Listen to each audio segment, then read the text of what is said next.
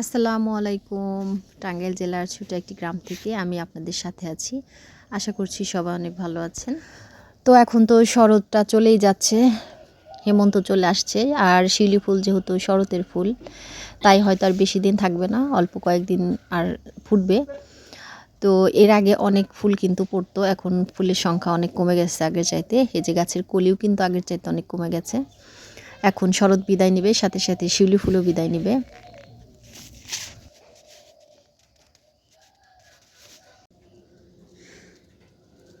কিছু কিছু সময় আছে কাজ করতে খুবই ভালো লাগে, আবার কিছু কিছু সময় আছে একদমই কাজ করতে ভালো লাগে না। মানে কোনো ধরনের কাজ করতে ভালো লাগে না, সেটা হতে পারে সংসারের কাজ, হতে পারে ভিডিও করা, হতে পারে এডিটিং করা।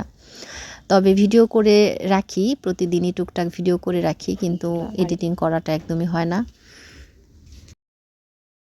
এখানে কিন্তু আমি রান্না করতাম, রান্নার ভিডিওগুলো এখান দিয়ে করি। এই জায়গাটা আমার খুব সুন্দর করে সাজানোর ইচ্ছা আছে, ফুল গাছ টাছ দিয়ে এদিক দিয়ে ঠিক করবো। তো সামনে শীত আসলে আমি এদিক দিয়ে গাছ আনবো, কারণ শীতকালে অনেক গাছ পাওয়া যায়।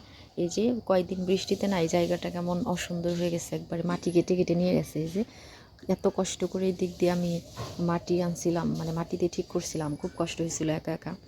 তো এখন দেখেন অবস্থাটা খুবই খারাপ। তবে আজকে ভাবছি যে এই জায়গাটা মেরামত করব। তবে এখন তো অনেক সকাল, এখন একটু রান্না বাড়ার কাজ আছে, মেয়ের স্কুলে যাবে, ওদেরকে স্কুলে দিয়ে এসে তারপর আমি এখানে কাজটা ধরবো। তেলের মধ্যে আমি পেঁয়াজ মরিচ কুচি করে ভেজে নিচ্ছি, আর এর মধ্যে আমি ডিম ছেড়ে দিচ্ছি। ডিমের ঝুড়ি বানাবো। ডিমের ঝুড়ি দিয়ে আমার মেয়ে ভাত খেতে খুব পছন্দ করে। আমি মাঝে মাঝে ওদের এভাবে ডিমের ঝুড়ি বানিয়ে দিই, বিশেষ করে আমার বড় মেয়ে এই খাবারটা অনেক বেশি পছন্দ। তো আজকে সকালে যে খাবারগুলো ছিল সেগুলা দেখা যায় গতকালের তরকারি, ওইগুলো আর বাচ্চাদেরকে দিব না, ভাবলাম যে 2টা ডিম এভাবে ওদেরকে ঝুড়ি বানিয়ে দেই, 2 বোন খেয়ে নেবে, আর বাদ বাকি যা আছে ওইগুলা দিয়ে আমরা খাবো।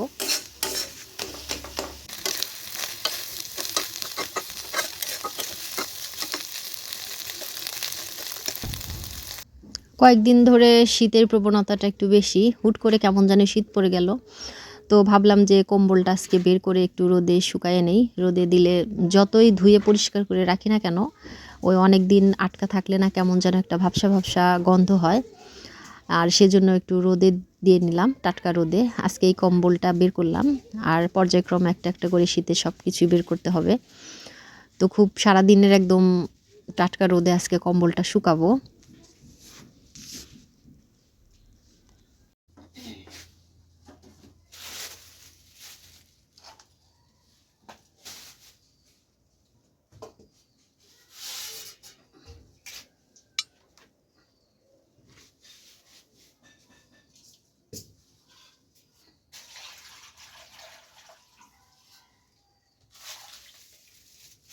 এটা রুই মাছ, তো মাছটা আগে ভিজিয়ে রাখি, তারপরে ভাতের চালটা ধুয়ে দিব।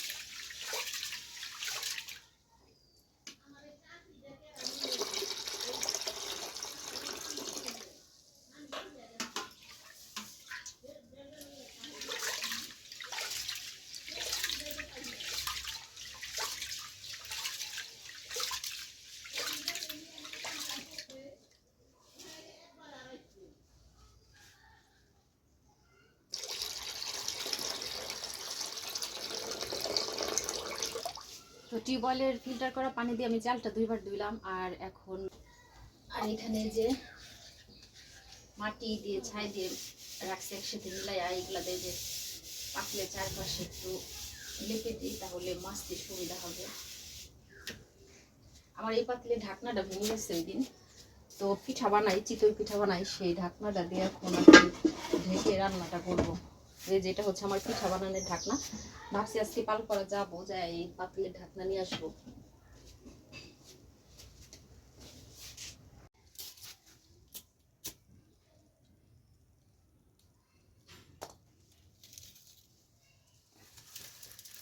তো জালটা জ্বালিয়ে দিয়ে তারপরে আমি তরি তরকারি কাটবো। আর পাতা দিয়ে রান্না করবো আজকে, এই জন্য এই চুলায় আসলাম। আর যদি চলা দিয়ে রান্না করতাম তাহলে বাহিরে রান্না করতাম, কারণ বাহিরের ওই চুলায় কিন্তু চলা ছাড়া পাতা টাতা দিয়ে রান্না করা যায় না। আর এমনিতে আমার অনেক পাতা জমে গেছে, পাতাগুলো আসলে না রান্না করলে শেষ হবে না, এদিক সেদিক জঙ্গল হয়ে থাকে। তাই সব পাতা টাতাকে শেষ করি, তারপরে বাহিরের ওই চুলায় আবার রান্না করব।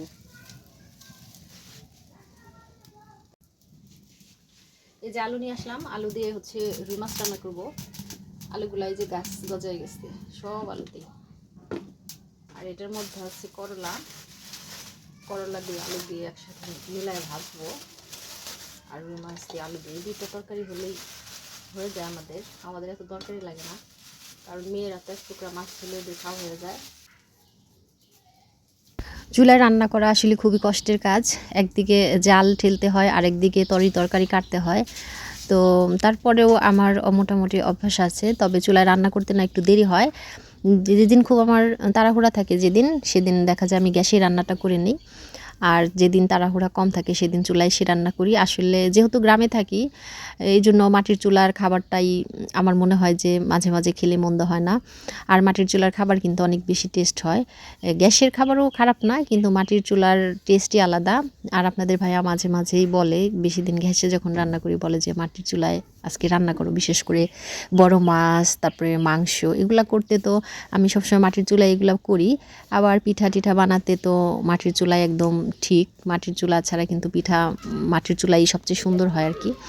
তো যাই হোক, এখন করলাটা আমি আগে ভাজবো, যেহেতু করলাটা আগে কেটে নিয়েছি। আর ওইদিকে যে মাছটা ভিজাইছি, মাছটা এখনও ভিজে নাই, মাছটা এখনও মাছে আইস আছে। তো করলাটা ভেজে নিয়ে তারপরে যে আমি মাছটা বসিয়ে দিচ্ছি, আলু দিয়ে আজকে মাছটা রান্না করে নিলাম। রুই মাছ আলু দিয়েই আমার কাছে ভালো লাগে।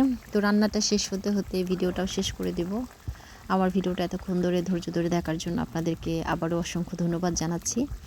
আর ধন্যবাদ জানাচ্ছি তাদের যারা আমার চ্যানেলটিকে সাবস্ক্রাইব করে দিয়েছেন। আর রিকোয়েস্ট থাকবে তাদের কাছে যারা এখনও আমার চ্যানেলটিকে সাবস্ক্রাইব করেননি, প্লিজ আমার চ্যানেলটিকে সাবস্ক্রাইব করে দেবেন।